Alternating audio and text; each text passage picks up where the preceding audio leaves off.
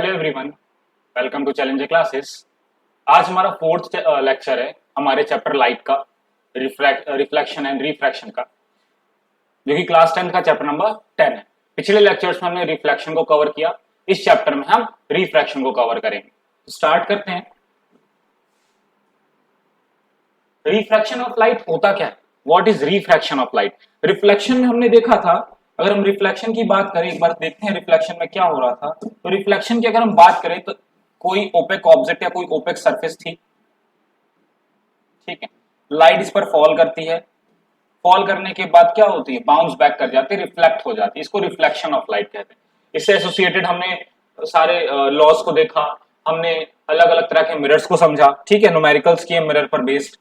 तो आज हम रिफ्रैक्शन स्टार्ट करने वाले। तो रिफ्रैक्शन क्या होता है इसको समझते हैं। रिफ्रैक्शन क्या होता है इसको समझते हैं। देखिए, जैसे रिफ्लेक्शन होने के लिए सरफेस का या ऑब्जेक्ट का ओपेक होना जरूरी था, वैसे ही रिफ्रैक्शन के लिए हमारा जो ऑब्जेक्ट है या जो हमारी सरफेस है वो ट्रांसपेरेंट होनी चाहिए। क्या होनी चाहिए? ट्रांसपेरेंट होनी चाहिए। जी बिल्कुल, ट्रांसपेरेंट सरफेस होनी चाहिए। क्या होता है, मान लेते हैं अगर हमारा ये कोई ग्लास स्लैब है, ये हमारा कोई ग्लास है, ठीक है, तो क्या होता है, आप देखो ना, ये ग्लास है, या आपने देखा होगा बहुत सारे मॉल्स वगैरह में जो डोर्स वगैरह होते हैं ग्लास के बने होते हैं। आपको डोर के दूसरी तरफ भी दिखाई देता है कि एक्चुअली दूसरी तरफ क्या चीज है, रोड वगैरह दिखती है ना, जो मॉल्स के बाहर रोड होती है, वो आपको आपको ग्लास के वॉल से भी दिखाई देती है। क्यों? आपको वॉल, ग्लास की वॉल लगी है, उसके बाद भी आपको वॉल के उस तरफ दिखाई दे रहा है। क्यों? क्योंकि वहां से लाइट रिफ्रैक्ट हो रही है, ठीक है, आर पार जा रही है, ट्रांसमिट हो रही है, ठीक। तो रिफ्रैक्शन क्या होता है? जब भी लाइट किसी मीडियम पे फॉल करती है, जब भी लाइट एक मीडियम से दूसरे मीडियम में जाती है, जब भी लाइट एक मीडियम से दूसरे मीडियम में जाती है, ऐसे बनाता हूं मैं इसको। मान लेते हैं ये हमारा एयर का मीडियम है, ये हमारा एयर है, और ये दूसरा मीडियम वाटर है।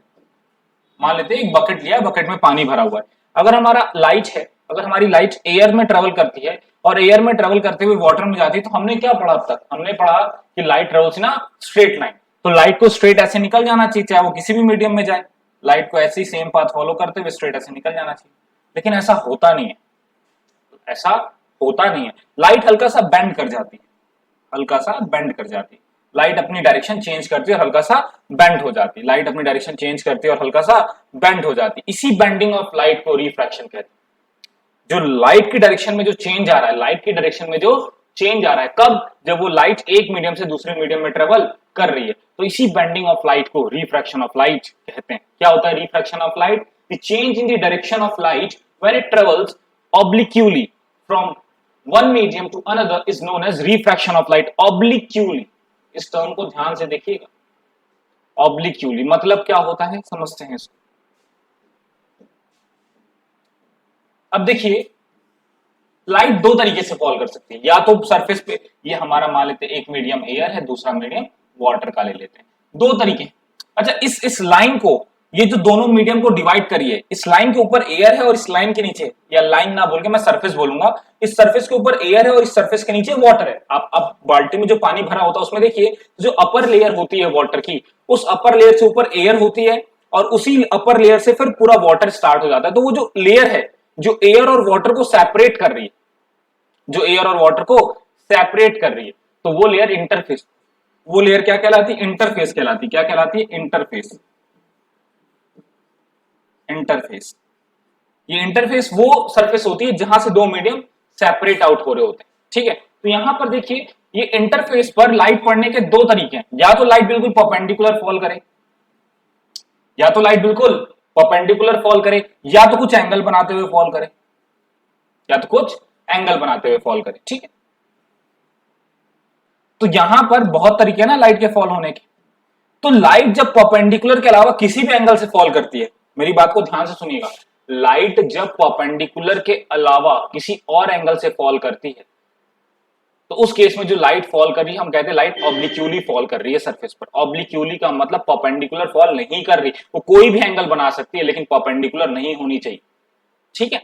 तो तो यहां पर जब लाइट की डायरेक्शन चेंज तब होती है जब लाइट ऑब्लिक्यूली मतलब फॉल करती है। अगर परपेंडिकुलर फॉल करती है तो ये एक्सेप्शन है, लाइट की डायरेक्शन चेंज नहीं होगी। अगर लाइट सरफेस पे इंटरफेस पे परपेंडिकुलर फॉल करेगी तो बिना डायरेक्शन चेंज हुए सीधे सीधे निकल जाएगी। लेकिन हाँ, अगर लाइट ऑब्लिक्यूली फॉल कर रही है तो लाइट को ऐसे निकलना चाहिए था, लेकिन लाइट हल्का सा बेंड हो जाएगी ऐसे। लाइट को ऐसे निकलना चाहिए था लेकिन लाइट हल्का सा बेंड हो जाएगी ऐसे।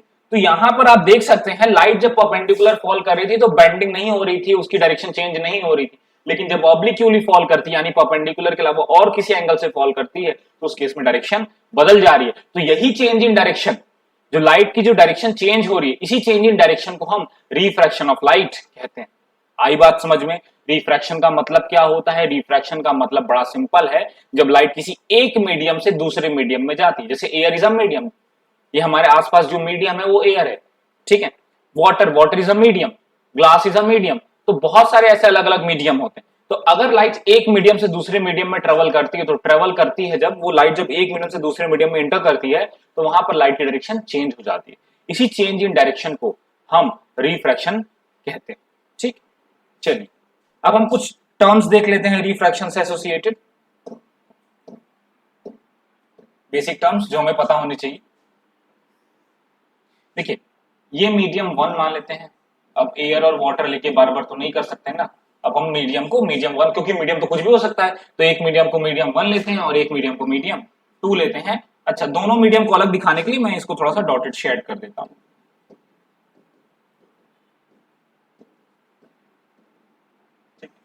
ये हमारा मीडियम है, यहां पर पूरा।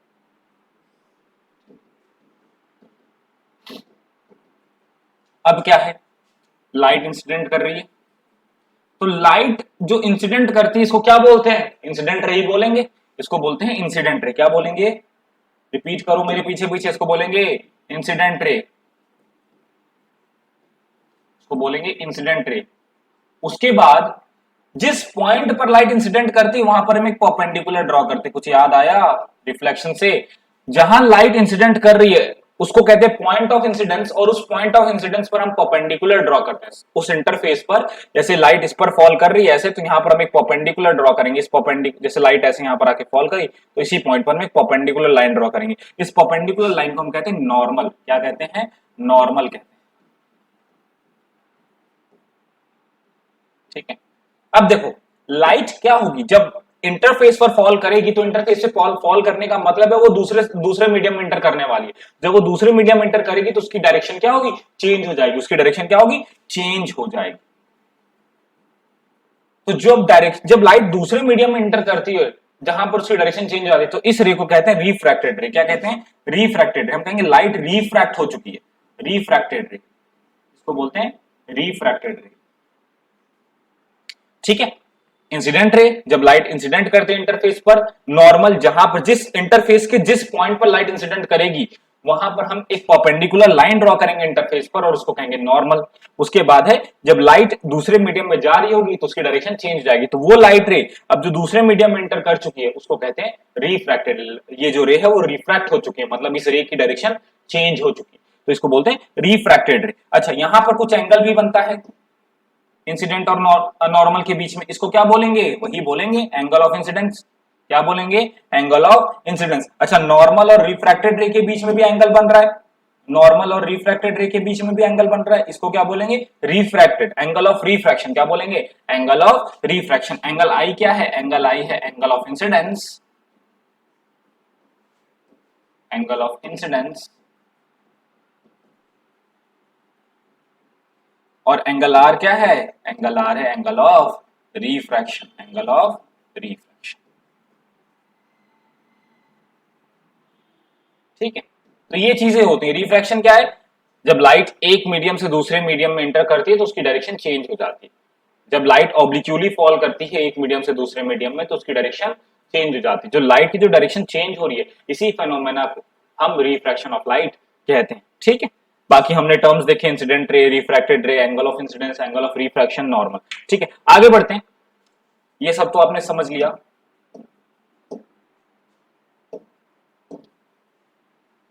हेडिंग है real and apparent depth. NCERT में बहुत छोटे में निपटा दिया, एक एक्टिविटी समझा करके मैं इसको अच्छे से आपको बताता हूं क्या होता है रियल एंड अपेरेंट डेप्थ। कभी ये देखा है? नहीं देखा तो अगर घर में ट्रांसपेरेंट बाल्टी हो तो देखना, अगर आप उसमें कॉइन डालते हो ना, या कोई भी बकेट हो उसमें देखना, आप उसमें ना कॉइन डालोगे ना तो कॉइन आपको ना ऐसा लगे जैसे मान लेते हैं बकेट है, बकेट का ये मतलब सबसे निचला वाला हिस्सा है, मतलब लोअर सरफेस है सबसे नीचे, ठीक है। अब इसमें कॉइन नीचे जाके सरफेस पे गिर जाएगा, जब आप कॉइन डालोगे तो क्या होगा, कॉइन नीचे जाके सरफेस पे गिर जाएगा। लेकिन जब आप बाल्टी में ऐसे झांक के देखोगे आपको लगेगा कि कॉइन सरफेस पे नहीं है, सरफेस से थोड़ा उठा हुआ है। ऐसा होता है, आपको लगेगा कि कॉइन सरफेस पे नहीं है, बॉटम में नहीं है, बकेट की बॉटम में नहीं है कॉइन, हमारा कॉइन जो है बॉटम से हल्का सा ऊपर उठा हुआ है। क्यों ऐसा होता है? ये रिफ्रैक्शन की वजह से ही होता है, जो लाइट ने रिफ्रैक्शन किया उसकी वजह से ही होता है। आइए समझते हैं इसको, इस कॉन्सेप्ट को समझते ही हम रियल और अपरेंट डेप्थ का कॉन्सेप्ट भी समझ लेंगे।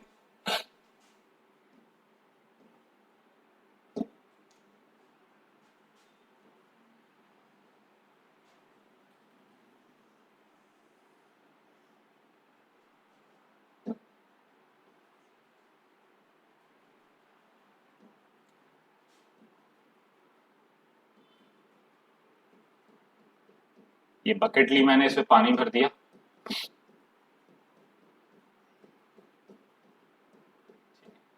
हमने इसमें पानी भर दिया ढेर सारा। अब देखिए,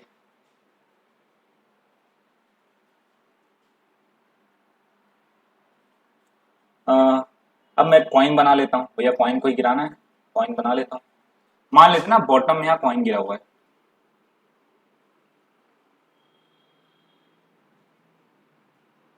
यहाँ पर एक कॉइन है बॉटम में, जस्ट बॉटम में, बॉटम से हल्का सा ऊपर बन गया, कोई बात नहीं, बॉटम में कॉइन गिरा हुआ है यहाँ पर, ठीक है। अब क्या होगा, समझिएगा ध्यान से,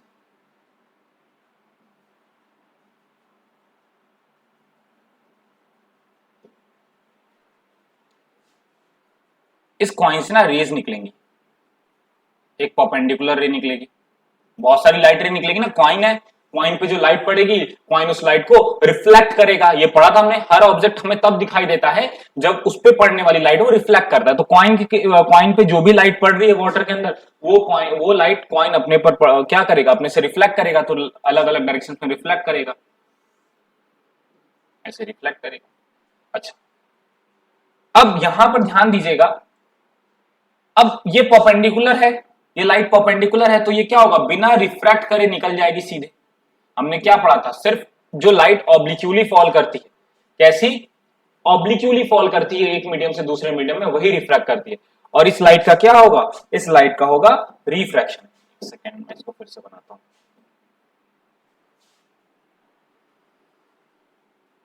ये वाली जो लाइट है जो ऑब्लिक्यूली फॉल कर रही है इंटरफेस पर, इसका होगा रिफ्रैक्शन। तो रिफ्रैक्शन होगा, तो रिफ्रैक्शन होने की वजह से हल्का सा बेंड हो जाएगी, ऐसे ना, हल्का सा बेंड हो जाएगी, बेंड हो गई, ठीक है। तो यहाँ रिफ्रैक्शन हुआ। अगर मैं यहाँ छोटा सा नॉर्मल बनाता, मैं दूसरे कलर से नॉर्मल बना लेता हूं,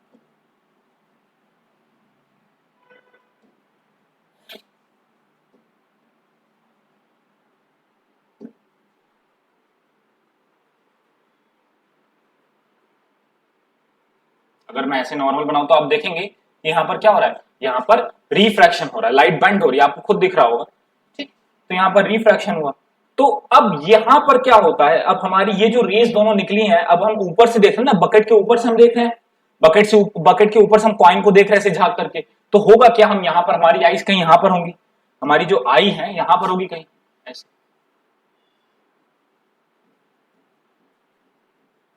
हम ऐसे यहां से देख रहे होंगे। तो यहां, अब मैंने आपको क्या बताया था, ये जो भी चीज हमें दिखाई दे रही, क्यों दे रही है, क्योंकि हमारा माइंड ये, जैसे अब ये हमारा पेन है, तो ये हमें, मुझे क्यों दिख रहा है, क्योंकि इससे पड़ने वाली लाइट रिफ्लेक्ट हो रही है और मेरी आंखों में आ रही है, और वो स्ट्रेट लाइन में आ रही है। तो हमारी आंखें समझ रही है, हमारी आंखें क्या करती है, जो लाइट रेस हमारी आंखों में फॉल करती है ना, उसको स्ट्रेट लाइन में ऐसे क्या करती है, मिलाते हैं, और वहां पर ऑब्जेक्ट हमें दिखाई देता है। तो यहां पर क्या होगा, अगर ये दोनों रेस एक ऑब्जेक्ट से निकल रहे हैं, तो ये दोनों रेस जहां मिल रही होंगी वहीं पर ऑब्जेक्ट रखा होगा। तो आइस क्या करती है, हमारा ब्रेन क्या करता है, ब्रेन हमारी इस रेस को मिलाता है किसी पॉइंट पर, मान लेते हैं यहां पर मिला रहा है, यहां पर इस पॉइंट पर। तो एक्चुअली इतना ऊपर तो नहीं उठता, लेकिन फिर भी यहां पर, तो हमें ऐसा फील होता है कि हमारा कॉइन यहां रखा हुआ है, हमारा कॉइन कहां रखा हुआ है, यहां। तो ये जो शिफ्टिंग आई है कॉइन की ओरिजिनल पोजीशन से, कॉइन की जहां पर इमेज बन रही, जो हमें दिखाई दे रहा है कॉइन जहां पर, उसमें जो शिफ्टिंग आई है, यहां पर ये कॉइन की रियल डेप्थ, कॉइन एक्चुअली यहां पर है, ये इसकी रियल डेप्थ है, इसकी क्या है, रियल डेप्थ है। लेकिन अब हमें कॉइन दिख कहां रहा है, यहां पर दिख रहा है, तो ये इसकी अपेरेंट डेप्थ है, ये इसकी क्या है, अपेरेंट डेप्थ है, अपेरेंट डेप्थ। ठीक है, ये यहां पर ई होना चाहिए था, अपेरेंट डेप्थ है। ठीक, तो यहां पर क्या चीज हमने समझी, हमारा हमने देखा कि लाइट की बैंडिंग की वजह से, लाइट जो बैंड करी, जो रिफ्रैक्शन हो रहा है, लाइट के रिफ्रैक्शन होने की वजह से कॉइन हमें शिफ्ट होता हुआ दिखाई दे रहा है। जहां पर कॉइन रखा है एक्चुअली हमें वहां पर नहीं दिख रहा, वो उससे थोड़ा सा ऊपर दिख रहा है, तो ये क्यों हो रहा है, रिफ्रैक्शन की वजह से हो रहा है। ठीक है, तो यही हमारा रियल और अपेरेंट डेप्थ होता है। डेफिनेशन ज्यादा इंपॉर्टेंट नहीं है, ठीक है। तो यहां पर बस आपको कॉन्सेप्ट बताना था, एक एक्टिविटी के थ्रू एनसीईआरटी में है। तो क्या होता है रियल एंड अपेरेंट डेप्थ, क्या होता है जब लाइट कोई भी चीज किसी दूसरे मीडियम में रखा होता है और हम उसको किसी और मीडियम से ऑब्जर्व कर रहे हैं, जैसे यहां पर कॉइन रखा है वाटर में, और उसको हम ऑब्जर्व कहां से कर रहे हैं, एयर से ऑब्जर्व कर रहे हैं। जब हम कोई एक ऑब्जेक्ट किसी एक मीडियम में रखा होता है और हम उसको किसी दूसरे मीडियम से ऑब्जर्व करते हैं, तो वो ऑब्जेक्ट हमें वहां पर दिखाई ना दे करके कहीं और दिखता है, हल्की सी हाइट में चेंज आता है, या तो ज्यादा, या तो ऊपर दिखने लगेगा या तो नीचे दिखने लगेगा, दोनों चीजें हो सकती हैं। तो इस केस में क्या है, तो इस केस में ये जो शिफ्टिंग आती है ना उसके पोजीशन में, यही हमारा क्या होता है, यहीं पर रियल और अपेरेंट डेप्थ का कॉन्सेप्ट आता है। इस शिफ्ट को बोलते हैं लैटरल शिफ्ट। क्या बोलते हैं, लैटरल शिफ्ट। कितनी शिफ्टिंग आई, ठीक है। तो यहां पर जो शिफ्टिंग आ रही है वो किस वजह से आ रही है, रिफ्रैक्शन की वजह से आ रही है। तो यहां पर हमने तीन चीजें देख ली है, real depth, apparent depth and shifting. तो यहां पर अब हम और रिफ्रैक्शन को और डीप में समझने की कोशिश करते हैं। तो एक चीज आपको मैं बता दूं, हमारे ना जो मीडियम होता है, अभी मैं मीडियम एयर वाटर मीडियम लेके बात कर रहा हूं, या मीडियम 1 मीडियम 2 लेके बात कर रहा हूं, हमारे जो मीडियम होता है एक्चुअली वो डेंसर मीडियम होगा। हमारे मीडियम दो तरह के होते हैं, या तो डेंसर होते हैं, या तो डेंसर मीडियम होता है, या तो रेयरर मीडियम होता है। हमारे मीडियम दो तरह के होते हैं, या तो डेंसर मीडियम या तो रेयरर मीडियम। समझते हैं क्या होता है डेंसर मीडियम, क्या होता है रेयरर मीडियम। डेंस, घना, डेंस का मतलब क्या होता है, बहुत घना, बहुत ज्यादा क्राउडेड। तो यहां पर डेंसर मीडियम वो मीडियम होते हैं ना जिस मीडियम में पार्टिकल बहुत ज्यादा प्रेजेंट होते हैं, पार्टिकल की डेंसिटी बहुत ज्यादा होती है, मतलब एक छोटे से स्पेस में बहुत सारे पार्टिकल। अगर मैं दो मीडियम्स को लेता हूं, मैं एयर को लेता हूं और वाटर को लेता हूं, बार बार एयर वाटर ही ले रहा हूं, ये एयर के पार्टिकल्स प्रेजेंट है। एयर के जो पार्टिकल्स है, एयर में जो एयर जिन पार्टिकल से बना है वो है ये एयर है। इसमें जो पार्टिकल प्रेजेंट है कुछ ऐसे प्रेजेंट है, ये हमारी एयर है।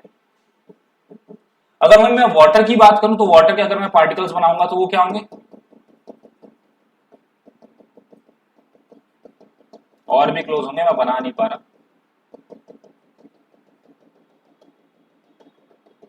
समझ रहे हो। अब आप बताओ किसमें ये दोनों एरिया लगभग बराबर है। ये दोनों जो एरिया है, ये जिस एरिया में मैंने एयर लिया है और जिस एरिया में मैं वाटर को ले रहा हूं, ये दोनों ही एरिया, दोनों ही वॉल्यूम बराबर, लेकिन नंबर ऑफ पार्टिकल किसमें ज्यादा है, नंबर ऑफ पार्टिकल वाटर में ज्यादा है।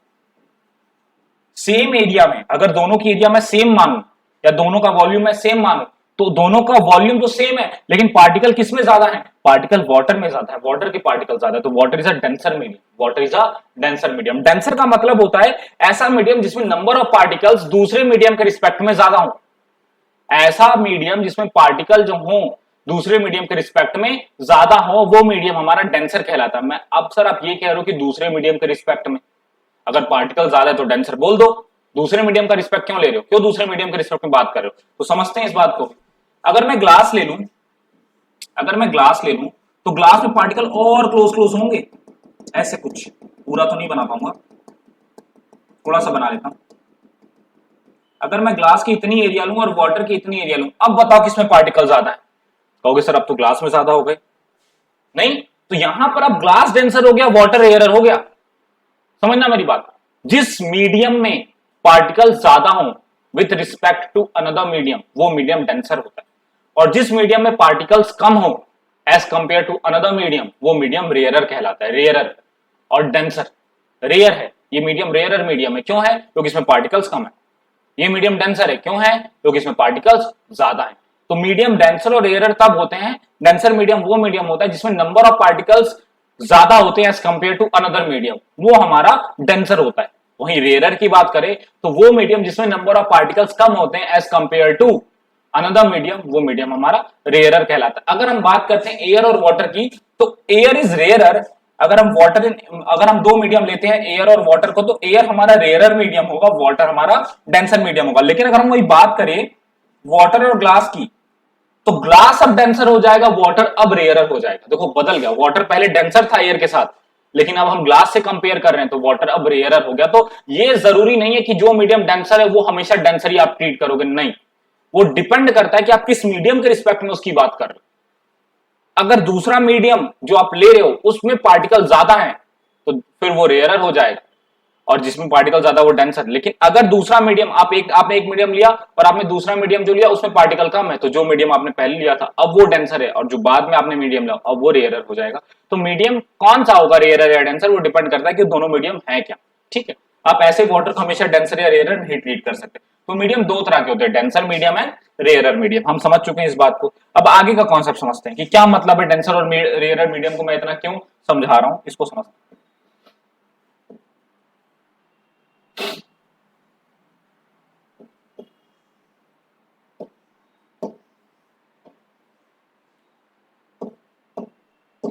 अब देखिए यहां पर मैं ना एयर लेता हूं, ये एयर है मेरा, और ये जो मीडियम में डैश बना रहा हूं ये हमारा वाटर है, ये भी एयर है, ये भी एयर। मतलब एयर था, हवा थी, हवा में बीच में कहीं वाटर का मीडियम आ गया। ठीक है, कहीं वाटर की कोई लेयर आ गई हवा में बीच में, अब वो कैसे आ गई वो आप समझो, लेकिन मान लेते हैं ये पूरा हवा है, लेकिन इतनी इतनी जो जगह है इसमें पानी रखा हुआ है। तो अगर मैं ऊपर से देखूंगा तो ऊपर हवा, बीच में पानी, फिर नीचे हवा, तो वो वाला केस है ये। तो अब क्या होगा, अब जब लाइट एक मीडियम से यानी एयर से वाटर में जाएगी, तो अब ऐसे नहीं सुनो, समझो, अब समझो ऐसे कि अब लाइट रेयरर से किस में जा रही है, एयर क्या है, रेयरर मीडियम है, वाटर क्या है, डेंसर मीडियम। अब ऐसे समझो लाइट कहां से कहां जा रही है, लाइट जा रही है रेयरर मीडियम से डेंसर मीडियम। अब हम ये अब जो मैं बताने जा रहा हूं यहां पर, मैं ये बताने जा रहा हूं कि रिफ्रैक्शन होता क्यों। ठीक है, तो यहां पर समझना, लाइट जब रेयरर मीडियम से डेंसर मीडियम में जाती है तो उस केस में वो बेंड होती है, और यहां पर लाइट को ऐसे सीधा निकल जाना चाहिए था, लाइट को ऐसे सीधा निकल जाना चाहिए था, लेकिन लाइट क्या होगी, बेंड करेगी, लाइट बेंड हो जाएगी और नॉर्मल की तरफ बेंड करेगी, बेंड्स टुवर्ड्स द नॉर्मल। आप देख सकते हो नॉर्मल की तरफ लाइट की बेंडिंग हुई है, नॉर्मल की तरफ लाइट झुकी है, बेंड हुई है, जो डायरेक्शन में चेंज आया वो नॉर्मल की तरफ आया है। तो जब भी लाइट रेयरर से डेंसर मीडियम में जाती है तो हमेशा बेंड्स टुवर्ड्स द नॉर्मल। जब भी लाइट, मैं लिखता हूं यहां पर, जब भी लाइट रेयरर से डेंसर मीडियम में जाती है तो क्या होता है, bends towards the normal, bends towards the normal, light normal की तरफ बेंड हो जाती है। ठीक है, बेंड्स टुवर्ड्स द नॉर्मल। अच्छा, क्यों होता है ऐसा, अगर बैंड नॉर्मल की, अच्छा नॉर्मल से दूर भी तो जा सकती थी, नॉर्मल की तरफ आने की क्या जरूरत। तो ये रिफ्रैक्शन हो क्यों रहा है, इसको समझना पड़ेगा। इसके लिए देखिए, लाइट अभी रेयर मीडियम में पार्टिकल कम है, लाइट आराम से ट्रेवल कर रही है, लेकिन लाइट जैसे ही एयर से वाटर में जा रही है पार्टिकल ज्यादा हो गए, तो क्या होगा, पार्टिकल्स रोकेंगे लाइट को ट्रेवल करने से। आप समझिए, यहां से ओशियंस वगैरह होते हैं ना, जो ओशियंस वगैरह होते हैं उसमें आप एक पर्टिकुलर डेप्थ में चले जाते हो, वहां बिल्कुल अंधेरा होता है, थोड़ी सी भी रोशनी नहीं होती, एकदम डार्क। रीजन क्या, क्योंकि लाइट वहां पहुंच ही नहीं पा रही, पार्टिकल वहां तक लाइट को पहुंचने ही नहीं दे रहे। तो पार्टिकल्स क्या करते हैं, लाइट को रोकते हैं, लाइट को रोक रहे हैं मोशन करने से, हाँ ट्रेवल करने से रोक रहे हैं। तो जब कोई चीज किसी को रोकेगी, अगर मैं चल रहा हूं मुझे कोई रोकेगा तो मेरी स्पीड क्या होगी, कम हो जाएगी, मेरी स्पीड क्या होगी, कम हो जाएगी।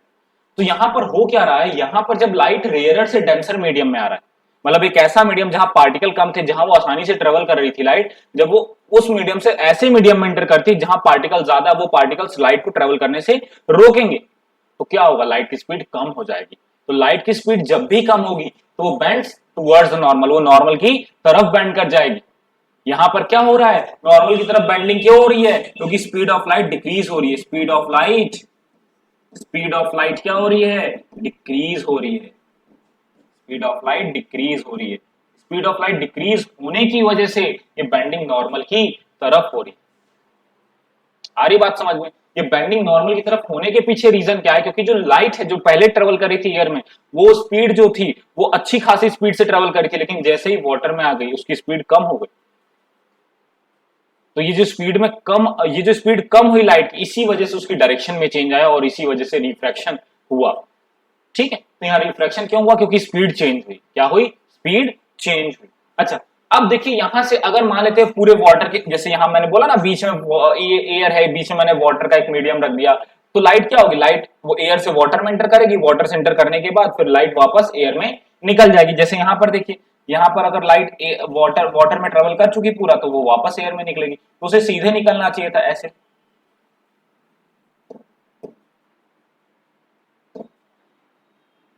ऐसे निकलना चाहिए था, लेकिन लाइट ऐसे नहीं निकलेगी, अब वो नॉर्मल से अवे हो जाएगी, bends away from the normal.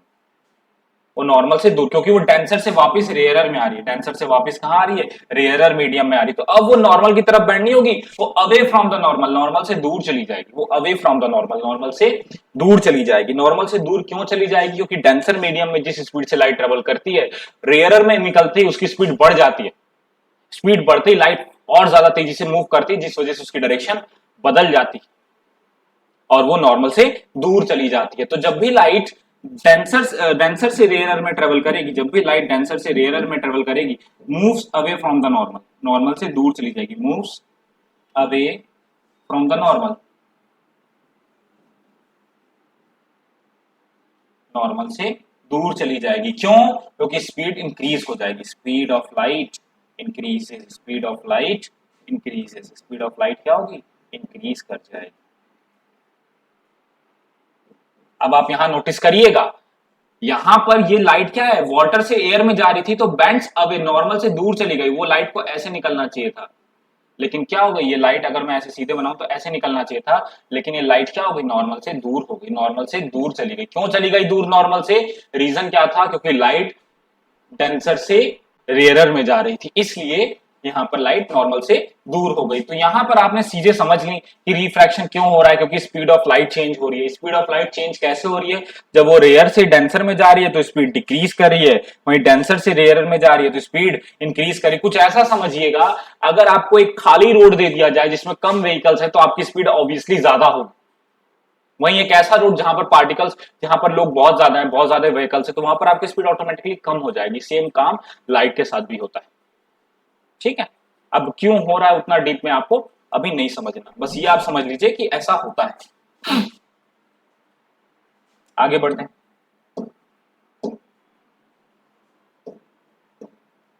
अब हम बात करेंगे, अगर लाइट, देखो ग्लास स्लैब क्या होता है, आपने देखा होगा, पेपर वेट वगैरह देखा होगा, पूरे ग्लास के बने होते हैं। वो लोकल वाले नहीं, वो थोड़े से ओरिजिनल वाले लोग हैं, तो जो पूरे ग्लास के पेपर वेट बने होते हैं, उसमें ना आप आर पार देख सकते हो, पूरे मोटे से थिक ऐसे रेक्टेंगुलर स्लैब होते हैं। आप ऐसे ऐसे देखा होगा आपने, ज्यादा बड़े नहीं होते हैं।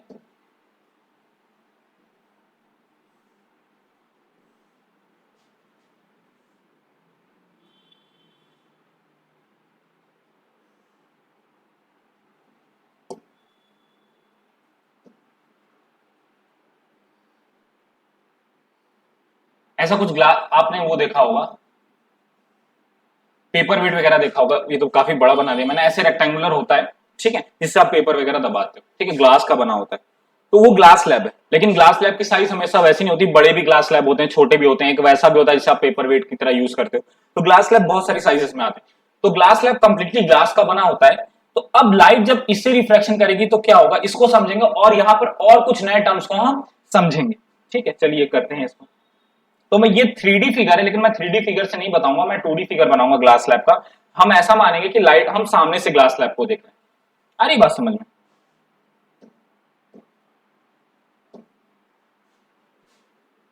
ये मैंने लिया मेरा ग्लास, ये मैंने लिया मैंने ग्लास, मैंने अपना ग्लास स्लैब,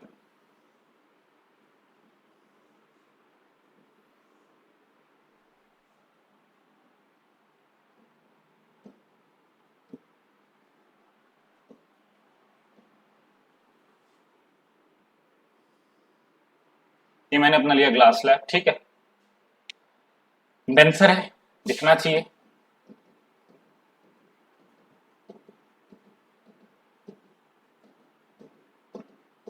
ये डॉटेड लाइन क्या बता रही है? ये डेंसर मीडियम, ये ग्लास है, और ये क्या है? ये एयर। लिख देते हैं, ये हमारा एयर है, ये हमारा ग्लास है, और ये हमारा फिर वापिस एयर। तो अब क्या होगा? एक लाइट लेते हैं, ऑब्लिक्यूली फॉल कराते हैं, एक लाइट लेते हैं, ऑब्लिक्यूली फॉल कराते हैं, कराया फॉल ऑब्लिक्यूली, होगा क्या? नॉर्मल बनाएंगे तो पता चलेगा, नॉर्मल बनाए यहाँ पर, होगा क्या? लाइट बेंड्स अवे या towards? Bends towards the normal, क्योंकि हम रेयर से डेंसर में जा रहे हैं, डेंसर में जाते हैं लाइट की स्पीड कम होती है, स्पीड कम होने से लाइट जो है नॉर्मल की तरफ बेंड कर जाती है, तो बेंड्स टुवर्ड्स द नॉर्मल, ऐसे। ठीक है, ये है एंगल आई, और ये एंगल बन रहा है एंगल आर। ठीक है, अच्छा, अब यहां पर ये लाइट दोबारा से क्या होगी? ग्लास से एयर में निकलेगी।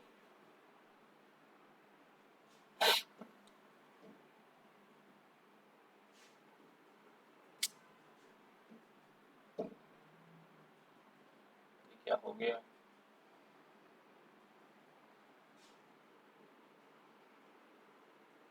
तो अब लाइट ग्लास से एयर में निकलेगी, तो अब क्या होगा?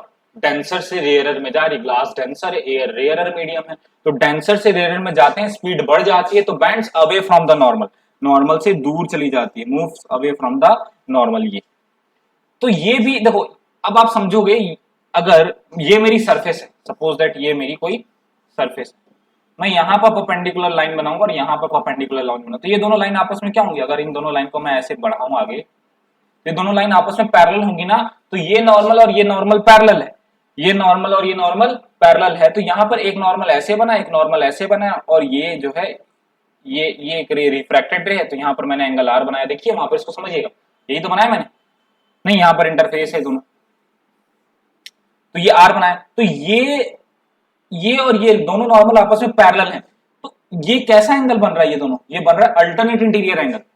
कैसा एंगल बन रहा है? Alternate interior angle. तो ये जो अल्टरनेट इंटीरियर एंगल बनने की वजह से ये क्या होंगे? सेम एंगल्स होंगे। तो अगर ये एंगल आर है, तो ये भी एंगल आर होगा, ये भी एंगल क्या होगा? आर होगा।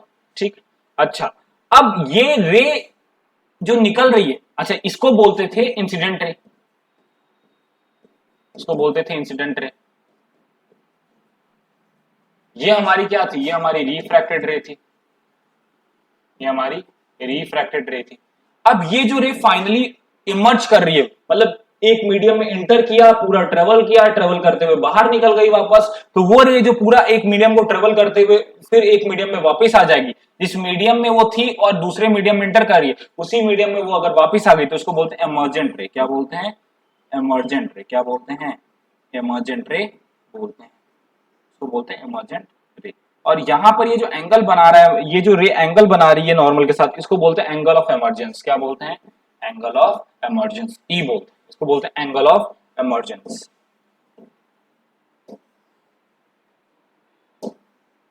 इसको बोलते हैं एंगल, ई को बोलते हैं एंगल ऑफ एमर्जेंस।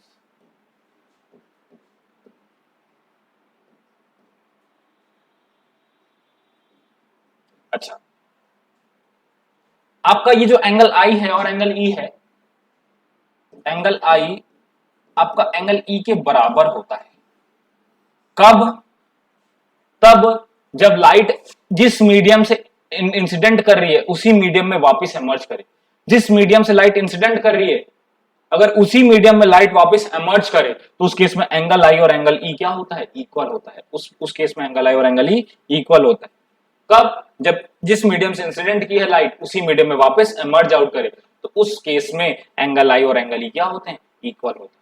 ठीक है, चल, तो यहां पर जो ये रिफ्रैक्शन हो रहा है ग्लास स्लैब से, यहां पर हमने तीन चीजें देखी कि एमर्जेंट रे क्या होता है, एमर्जेंट एंगल क्या होता है। ठीक है,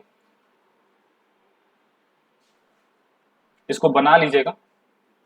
ठीक,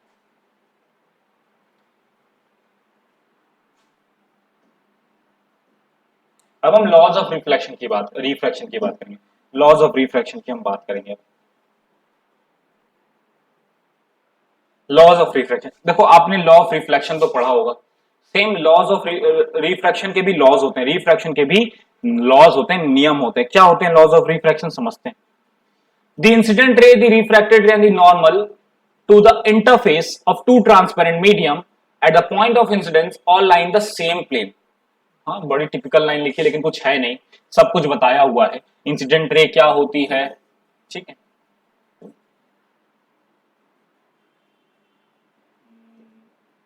हाँ, सब कुछ आपको बताया है। इंसिडेंट रे क्या होती है, रिफ्रैक्टेड रे क्या होती है, नॉर्मल क्या होता है, इंटरफेस क्या होता है, ठीक है, सब कुछ बताया। तो यहाँ इंसिडेंट रे, रिफ्रैक्टेड रे और नॉर्मल जिस इंटरफेस पर फॉल करेंगे, ठीक है, वो सेम प्लेन में होना चाहिए, वो सेम प्लेन पर होना चाहिए। कुछ भी नहीं है समझने जैसा इसमें, समझो ध्यान से। ये मान लेते हैं ना, ये एयर है और ये हाथ के नीचे से या हाथ से ही ग्लास का मीडियम शुरू हो गया। ये हाथ जो है ना मेरा, यहीं से ग्लास का मीडियम शुरू हो गया। तो समझना ध्यान से। अब लाइट इंसिडेंट कर रही है ऐसे, नहीं तो ये प्लेन है ना, प्लेन का मतलब क्या बताया था, सरफेस। ये क्या है, सरफेस है ना, ये सरफेस ही तो है, ऐसे समझो। ये हमारा जो है, ये हमारा इंटरफेस है। इस इंटरफेस से नीचे ग्लास है और ऊपर एयर है। तो ये इंटरफेस एक्चुअली है क्या, सरफेस ही तो है। देखो सरफेस, सरफेस है ना, ये सरफेस ही तो कहलाएगा, ये सरफेस है। तो लाइट जिस इंटरफेस, जिस प्लेन पर या जिस सरफेस पर फॉल करती है, इंसिडेंट करती है, उसी इंटरफेस पे आप नॉर्मल बनाते हो, उसी इंटरफेस पे आप नॉर्मल बनाते हो। लाइट ने इंसिडेंट किया इस पे, तो इसी पर आप नॉर्मल बनाओगे। और रिफ्रैक्शन भी इसी इंटरफेस से होगा, इसी प्लेन से रिफ्रैक्शन होगा। समझो, लाइट इंसिडेंट जिस प्लेन पर करेगी, जिस सरफेस पे करेगी, उसी पर आप नॉर्मल बनाओगे और उसी से रिफ्रैक्शन होगा। यही है पहला लॉ, कि जो एंगल ऑफ इंसिडेंट है, सॉरी जो इंसिडेंट रे है, जो रिफ्रैक्टेड रे और नॉर्मल सभी एक प्लेन पर लाए करेंगे। अभी मैं बना के दिखाता हूं इसको 3D में, थोड़ा देखो।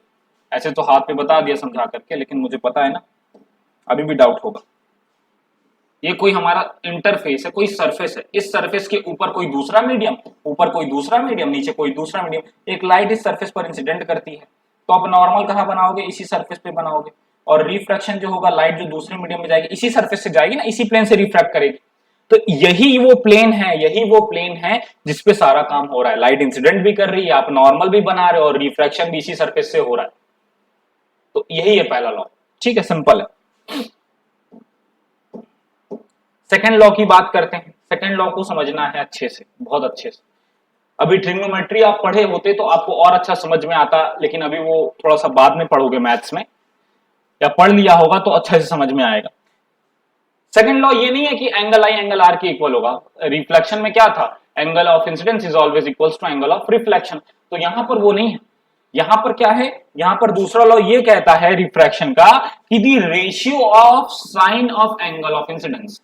इस टर्म को समझना, द रेशियो ऑफ, रेशियो किसका, sine of angle of incidence का, sine of angle of incidence का, and sine of angle of refraction का। Sine of angle of refraction का वो कांस्टेंट रहता है। वो क्या रहता है, कांस्टेंट रहता है। शर्त ये है, शर्त ये है कि एंगल ऑफ इंसिडेंस 0 डिग्री से 90 डिग्री के बीच में होना चाहिए। 0 डिग्री से 90 डिग्री के बीच में होना चाहिए। शर्त यह है कि वो जो एंगल होना चाहिए वो 0 से 90 के बीच में होना चाहिए। एंगल आई जो होना चाहिए, एंगल ऑफ इंसिडेंस 0 से 90 के बीच में होना चाहिए। तो क्या है सेकंड लॉ, जो रेशियो होगा साइन आई और साइन आर का वो इक्वल होगा। लिखूंगा अगर मैं इसको सिंबल में, मैं लिखूंगा sine I upon sine R is constant, is constant. ये कांस्टेंट रहेगा हमेशा। समझाऊंगा, परेशान मत हो। अच्छा, ये अब यहां पर मुझसे झगड़ा नहीं करने लगता, नहीं सर मैंने साइन की स्पेलिंग SIN ही पढ़ी थी, आप SIN लिख रहे हो। कोई फर्क नहीं पड़ता बच्चे, SIN ही लिखो या SIN लिखो। आप आगे पढ़ोगे ना तो SIN ही पढ़ोगे, SIN नहीं पढ़ोगे। ये ई आप नहीं पढ़ोगे, SIN साइन पढ़ोगे, ठीक है। हम ना कंप्लीट नेम नहीं लिखते इसका, तो sine I by sine R लिखो, या उसमें ई जोड़ के लिख दो, sine I by sine R, मतलब वही है, ठीक है। तो ये है सेकेंड लॉ कि sine I by sine R क्या होगा, कांस्टेंट होगा। क्यों होगा कांस्टेंट, समझते हैं। इसी चीज को समझेंगे अगले 10 मिनट।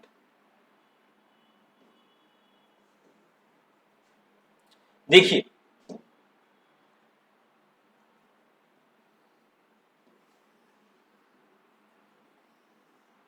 पहले ना साइन क्या होता है वो समझते हैं। देखिए, कोई भी राइट एंगल ट्रायंगल लेते हैं ना, राइट एंगल ट्रायंगल, यहाँ राइट एंगल बना दिया और यहाँ कोई एंगल बन रहा है, थीटा मान लेते हैं। ये हमारा परपेंडिकुलर है, ये बेस है और ये हाइपोटेन्यूज। अब आप समझिएगा, ये जो देखो बहुत सारे टर्म्स है, सिर्फ साइन नहीं, आप अभी और पढ़ोगे, साइन है, कॉस है, टेन है, ठीक है, और भी है, कोसेक, सेक, कॉट, और भी है, लेकिन मेन तीन है, साइन, कॉस एंड टेन। तो ये जो है ना, ये रेशियो है साइड्स का। ये क्या है? ये रेशियो है। क्या है? रेशियो है। किसका? साइड्स का। किसके साइड्स का? राइट एंगल ट्रायंगल के साइड्स का। राइट एंगल ट्रायंगल के साइड्स का जो रेशियो है, जैसे यहां पर परपेंडिकुलर, हाइपोटेनस और बेस, जो ये साइड्स हैं, इनके बीच का जो रेशियो हम बताते हैं वो साइन, कॉस और टेन के टर्म्स से बताते हैं। जैसे कि अगर मैं परपेंडिकुलर अपॉन हाइपोटेनस, ये दोनों साइड्स का रेशियो निकालूं, इन दोनों साइड्स का रेशियो निकालूं, तो इसके रेशियो को हम साइन बोलते हैं। क्या बोलते हैं? साइन बोलते हैं। अगर मैं बेस और हाइपोटेन्यूज का रेशियो निकालूं तो इसको हम कॉस बोलते हैं। अगर मैं परपेंडिकुलर और बेस का रेशियो निकालूं, मैं इसको टेन बोलता हूं। ये हो गया साइन थीटा, ये हो गया कॉस थीटा, ये हो गया टेन थीटा। यानी यहां कितना एंगल बनेगा, यहां कितना एंगल बन रहा है, उसके अकॉर्डिंग यहां साइड्स का रेशियो फिक्स्ड होता है। अगर यहाँ थीटा एंगल बन रहा है तो साइन थीटा से मुझे परपेंडिकुलर और हाइट का रेशियो मिल जाएगा, कॉस थीटा से मुझे बेस और हाइट का रेशियो मिल जाएगा, टेन थीटा से मुझे परपेंडिकुलर और बेस का रेशियो मिल जाएगा। इनकी अपनी वैल्यूज होती हैं, आप पढ़ोगे मैथ्स में। तो अभी हम यहाँ इतना नहीं जानते, हम इतना जानते साइन, कॉस और टेन क्या है? ये रेशियो है। क्या है? रेशियो है। किसका? साइड्स का। किसकी साइड्स का? राइट एंगल ट्रायंगल की साइड्स का। राइट एंगल ट्रायंगल की साइड्स क्या क्या होती हैं? Perpendicular, base and hypotenuse. इन तीनों का रेशियो है। तो साइन किसका रेशियो है? परपेंडिकुलर और हाइपोटेनस का। इतना हमें बस जानना है। आगे बढ़ते हैं।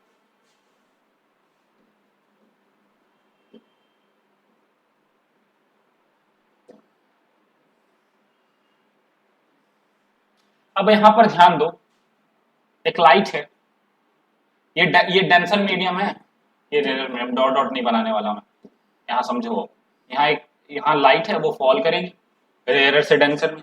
नहीं, डॉट बनाऊंगा तो गंदा हो जाएगा ना, साफ साफ से समझना है। तो यहां पर क्या होगा, ये एंगल आई है तो लाइट बेंड हो जाएगी ऐसे। अगर मैं इस नॉर्मल को थोड़ा सा बढ़ा दूं ऐसे, और यहां पर भी बढ़ा दूं, और ये परपेंडिकुलरली ज्वाइन कर दूं ऐसे, तो क्या ये राइट एंगल ट्रायंगल बन गया? जी सर बन गया। जी सर बन गया। नहीं बन गया? हाँ। अब इसको ना वर्टिकली अपोजिट एंगल बताया ना तो गड़बड़ हो जाएगी। वर्टिकली अपोजिट एंगल तब होता है जब ये स्ट्रेट लाइन ऐसे होती है, ऐसे। तो ये पूरा एंगल वर्टिकली अपोजिट होता है, जो कि नहीं है। ठीक है। अब देखो यहां पर अगर मैं बात करूं तो ये मेरा क्या है? ये मेरा परपेंडिकुलर है, इसको P1 नाम देते हैं। यहां पर जो परपेंडिकुलर है वो ये है, ये P2 नाम देते हैं। ठीक है। हाइपोटेनस क्या क्या है? हाइपोटेनस ये है हमारा। ठीक है। ये है H1, ये H2। तो यहां पर अगर मैं रेशियो निकालूं साइन आई, अगर मैं लिखूं साइन आई, तो साइन आई मुझे क्या देगा? साइन आई मुझे देगा P1 अपॉन H1। मुझे क्या देगा? P1 अपॉन H1 देगा। साइन आर मुझे क्या देगा? बताओ बताओ। साइन आर क्या देगा? वो भी परपेंडिकुलर हाइपोटेनस का रेशियो देगा, तो वो देगा P2 अपॉन H2। नहीं देगा। ठीक। तो यहां पर क्या है? यहां पर अब अगर मैं इस इंसिडेंट एंगल को चेंज कर दूं, कलर चेंज कर लूं उससे पहले में, अगर मैं इंसिडेंट एंगल चेंज कर दूं,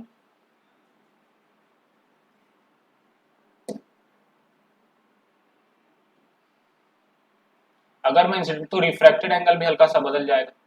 अगर इंसिडेंट एंगल बदलेगा तो रिफ्रैक्टेड एंगल भी बदल जाएगा। तो अब इस केस में क्या होगा? परपेंडिकुलर बदल जाएगा और हाइपोटेन्यूज भी बदल जाएगा। आप देख रहे हैं, आप जैसे एंगल चेंज कर रहे हैं तो वैसे जो ये राइट एंगल ट्रायंगल मैंने बनाया, इसका परपेंडिकुलर और हाइपोटेन्यूज भी क्या हो रहा है? साथ साथ चेंज हो रहा है। ऐसा नहीं कि सिर्फ एंगल आई का चेंज करे तो एंगल आई का परपेंडिकुलर और हाइपोटेन्यूज चेंज हो रहा है, आर का भी परपेंडिकुलर और हाइपोटेन्यूज चेंज हो रहा है। अब ये परपेंडिकुलर जो पहले इतना था, अब वो परपेंडिकुलर इतना हो गया। ठीक है। हाइपोटेन्यूज भी चेंज हो गया। यहां पर भी यहां का परपेंडिकुलर बढ़ा है, यहां पर भी तो पहले परपेंडिकुलर ये था, अब परपेंडिकुलर लाइन कितनी है? ये है। तो दोनों का क्या हुआ है? दोनों में एंगल आई चेंज करने से दोनों का जो राइट एंगल ट्रायंगल हमने बनाया था, दोनों का परपेंडिकुलर और हाइट साथ में चेंज हो रहा है। तो ये जो चेंज हो रहा है, ये चेंज दोनों का होगा, और चेंज दोनों में होने से क्या होगा? ये चेंज कांस्टेंट कर देगा। जो चेंज दोनों में आ रहा है वो चेंज क्या होगा? उनके रेशियो को कांस्टेंट कर देगा। कहने का मतलब ये है कि अगर मैं बोलूं कि मेरे फाइनल एग्जाम्स में, मेरे जो एग्जाम्स थे, मेरे हाफ ईयरली में 30 मार्क्स आए 50 में से। ठीक है। टीचर ने कहा इंप्रूवमेंट करो, मैं जिद्दी लड़का, नहीं करनी इंप्रूवमेंट, तो टीचर ने कहा मैं पेपर ज्यादा नंबर का बनाऊंगा और ज्यादा नंबर लाना। टीचर ने बना दिया पेपर 100 नंबर का, लेकिन मैं ला रहा हूँ 60, तो क्या मेरी इंप्रूवमेंट हुई? कहोगे नहीं सर इंप्रूवमेंट हुई, आप पहले 30 ला रहे थे अब 60 लाने लगे। इंप्रूवमेंट नहीं हुई, मैं जैसे का तैसा रह गया। रीजन क्या है? क्योंकि यहाँ आप देखोगे यहाँ पर भी मैंने कितना स्कोर किया, मैंने 3/5 स्कोर किया, मतलब मैंने पूरे जो नंबर था उसका 3/5 पोर्शन स्कोर किया। तो यहाँ पर भी मैंने कितना स्कोर किया? 3/5 तो स्कोर किया। मतलब टोटल मार्क्स अगर 5 था तो 5 में से मैंने 3 स्कोर किया। अगर यहाँ पर भी टोटल मार्क्स देखे तो अगर 5 था तो मैंने फिर भी क्या स्कोर किया? 3 स्कोर किया। रेशियो सेम था, मेरे मार्क्स स्कोर करने का जो रेशियो था सेम था, ठीक है। तो यहां पर कोई चेंज नहीं आया। तो वैसे ही यहां पर क्या होता है, एंगल तो बदलता है, एंगल आई और आर चेंज होता है, लेकिन साथ ही साथ जो उनका रेशियो होता है sine I by sine R का, वो क्या रहता है? कांस्टेंट बना रहता है। क्योंकि जो राइट एंगल ट्रायंगल हमने फॉर्म किया यहां पर, वहां पर लगातार एंगल आई बदलने से परपेंडिकुलर हाइपोटेनस चेंज हो रहा है, तो एंगल आर भी चेंज हो जा रहा है और उससे उसका परपेंडिकुलर हाइपोटेनस चेंज हो जा रहा है, जिससे क्या है, जिससे इनका जो रेशियो है साइन और sine I upon sine R का, वो भी क्या हो रहा है? वो कांस्टेंट ही रह जा रहा है। वो क्या रह जा रहा है? कांस्टेंट रह जा रहा है। वो कैसा रह जा रहा है? कांस्टेंट रह जा रहा है। यही हमारा सेकंड लॉ ऑफ रिफ्रैक्शन, ठीक है। चलिए आज की क्लास में हम इतना ही करेंगे। नेक्स्ट क्लास में हम रिफ्रैक्टिव इंडेक्स को समझेंगे। हम क्या समझेंगे? रिफ्रैक्टिव इंडेक्स को समझेंगे। पूरी क्लास रिफ्रैक्टिव इंडेक्स पर होगी और उसके बाद फिर हम लेंसेज को डिस्कस करेंगे। Okay, thank you.